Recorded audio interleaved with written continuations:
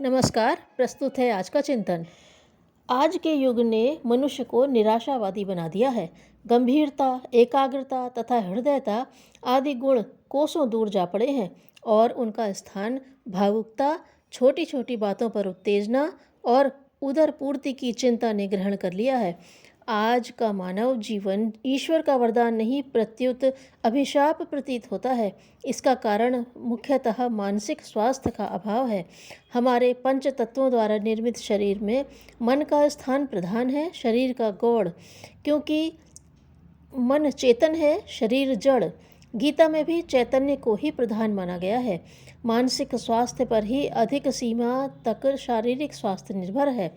महात्मा गांधी जी ने अपनी पुस्तक निरोग साधन में लिखा है, पाश्चात्य देशों में इस मत का एक पंथ ही है कि जिसका मन शुद्ध होता है उसके शरीर में रोग होते ही नहीं, और हुए भी तो वह शुद्ध मन के जोर से अपना शरीर निरोग कर सकता है। सार यह है कि आरोग्य का दृढ़ साधन हमारा मन ही है। मन की शुद्धि से ही आरोग्य प्राप्त होता है। वर्तमान मनोवैज्ञानिक भी इसी निष्कर्ष पर पहुँचे हैं।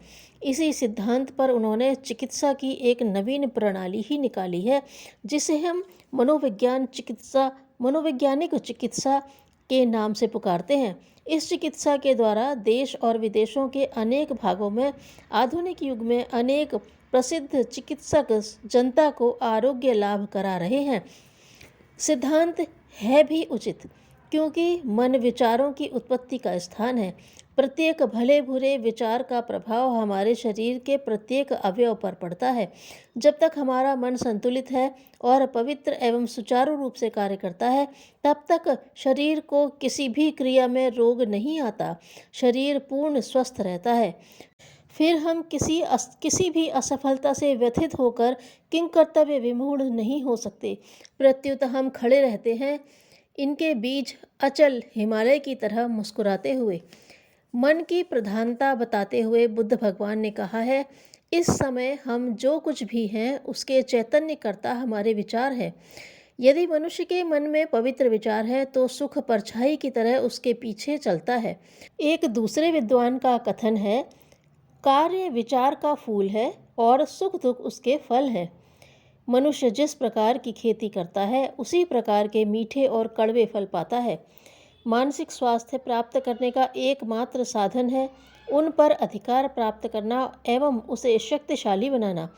पौष्टिक भोजन एवं औषधियों से नहीं, किंतु पवित्र एवं उच्च विचारों से मन पर विजय प्राप्त की जा सकती है।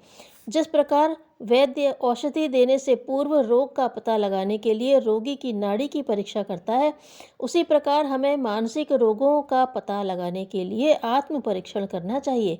तदुपरांत उचित संकेत रूपी औषधि लेनी पड़ेगी। जैसे यदि कोई मनुष्य रोगी है तो उसे यह आत्म संकेत लेना उचित होगा, मैं पूर्ण स्वस्थ हूँ, मैं पूर्ण निरोगी हूँ, मेरे मन एवं शरीर का प्रत्येक अवयव पूर्ण स्वस्थ एवं शांतिशील है और सुचारू रूप से कार्य कर रहा है। मन की चंचलता पर अधिकार कम करने के लिए यह आत्म संकेत उचित हो सकता है। मैं मन का गुलाम नहीं, मन मेरा गुलाम है, अतः इसे मेरी आज्ञा को मानना पड़ेगा।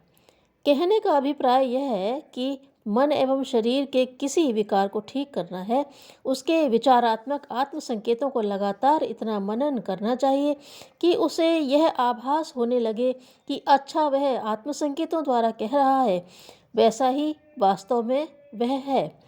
कुछ ही दिनों में आश्चर्यजनक सफलता प्रतीत होगी। यह बात केवल कल्पित ही नहीं है, प्रत्युत हमें इसके अनेकों उदाहरण देखने को मिलेंगे। संसार के प्रायः सभी महापुरुषों ने मानसिक स्वास्थ्य प्राप्त करके ही अपने जीवन का निर्माण किया था। मनोविकारों पर विजय प्राप्त करना एक अति दुष्कर कार्य है, परंतु सफलता पर विजेता को सर्वत्र ही सुख का सागर लहराता हुआ दृष्टिगोचर होगा। मानसिक स्वास्थ्य प्राप्त करने का सबसे सुगम उपाय है कि दैनिक जीवन के छोटे से छोटे कार्य जैसे कपड़े पहनना, पुस्तकें यथास्थान रखना, वार्तालाप करना इत्यादि से भी सावधानी प्रदर्शित करें। आज हमारे सम्मुख सामाजिक, धार्मिक, आर्थिक, राजनीतिक, राष्ट्रीय एवं अंतर्राष्ट्रीय सभी प्रकार की गहन समस्याएं उपस्थित हैं, जिन्हें उत्तम और स्वस्थ विचार ही सुलझा सकते हैं। यज्ञ का उद्देश्य एकता और समीपता उत्पन्न करना भी है। धन्यवाद।